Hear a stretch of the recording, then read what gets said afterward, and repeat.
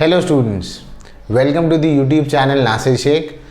आज हम class 10 Maharashtra board semester preparation की बात करेंगे। मैं इस वीडियो में ये सब नहीं बताऊंगा कि कितने घंटे बचे हैं, कितने चैप्टर पढ़ने हैं, घंटे को चैप्टर से डिवाइड कर लो तो इतने टाइम में इतना चैप्टर कंप्लीट करना है, या ये टाइम टेबल दे दूँ वो टाइम टेबल दे दूँ। नहीं, मैंने तकरीबन 8 बैचेस पढ़ाए हैं 10th के, और उसके एक्सपीरियंस पर मैं आपके साथ यहाँ पर क्लासरूम ऑफलाइन बैचेस पढ़ाए हैं मैंने, उसके बेसिस पर मैं आपके साथ अपना एक्सपीरियंस शेयर कर रहा हूँ। तो क्लास 10th की जो आपकी एग्ज़ाम आने वाली है सेमेस्टर की, वो most probably around 10th of October या 11th अक्टूबर से होगी।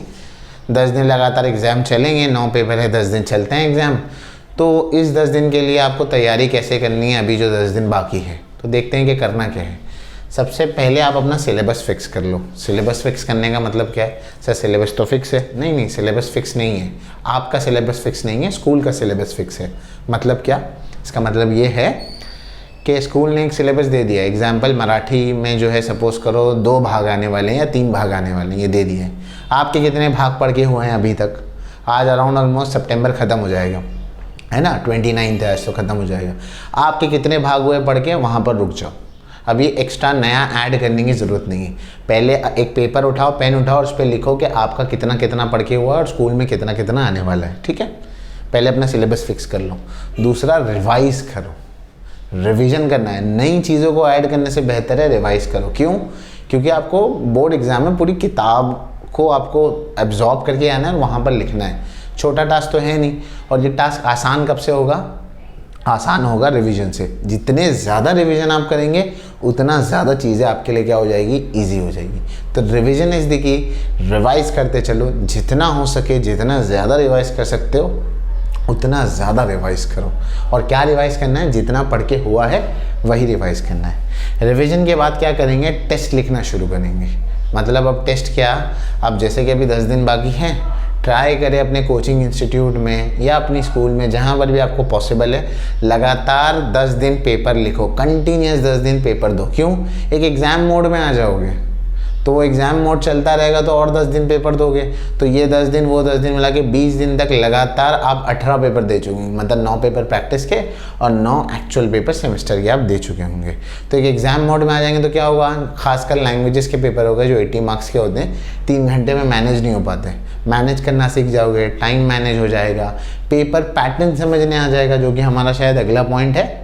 यहाँ पर ये वाला पॉइंट है, आपको एग्ज़ाम का पैटर्न समझने आएगा। एग्ज़ाम का पैटर्न क्या है? जैसे कि इंग्लिश में कितने मार्क्स की वोकैबुलरी आती है, कितने मार्क्स का ग्रामर आता है, ग्रामर में क्या टॉपिक्स आते हैं, राइटिंग स्किल का क्या लेवल होता है, अलजेब्रा में चैलेंजिंग क्वेश्चन आता है, ज्योमेट्री में कितने थ्योरम्स आते हैं, साइंस में न्यूमेरिकल छोड़ सकते हैं या नहीं छोड़ सकते हैं। बार बार एग्ज़ाम दोगे तो एक अंदाज़ा होने लगेगा कि मुझे ये पढ़ के आना है और इस हिसाब से मेरी प्रिपरेशन चलेगी। जब तक खुद को टेस्ट नहीं करोगे तो मालूम कैसे चलेगा? तो एग्ज़ाम्स दो, उसको अवॉइड मत करो। ठीक है, इसके अलावा अपने वीक सब्जेक्ट पे फोकस रखो। एग्जाम्पल के तौर पे आपका वीक सब्जेक्ट ज्योमेट्री है, तो बच्चे क्या करते हैं? सबसे ज़्यादा जो वीक सब्जेक्ट होता है उससे दूर भागते हैं। फटाफट दूर भागना है। मतलब करना क्या है? जहाँ ज्योमेट्री आया, ज्योमेट्री के टेस्ट में एब्सेंट हो जाओ, ज्योमेट्री को कम टाइम दो पढ़ने के लिए। अरे नहीं, अक्लमंद वो होता है जो अपनी वीकनेस पर काम करता है। अक्लमंद वो नहीं होता जो अपनी स्ट्रेंथ पे काम करता है। तो अपनी वीकनेस पे काम करो और वीक सब्जेक्ट को हमेशा ज़्यादा प्रेफरेंस देना है। ठीक है, इसके अलावा लास्ट अगर कुछ दिन में हो सके और पॉसिबल है, ओरल्स वगैरह आपके नहीं है। हाँ, ओरल से याद आया, स्कूल के ओरल्स को अवॉइड नहीं करना, क्योंकि 20 मार्क के ओरल होंगे और 80 मार्क का पेपर होगा।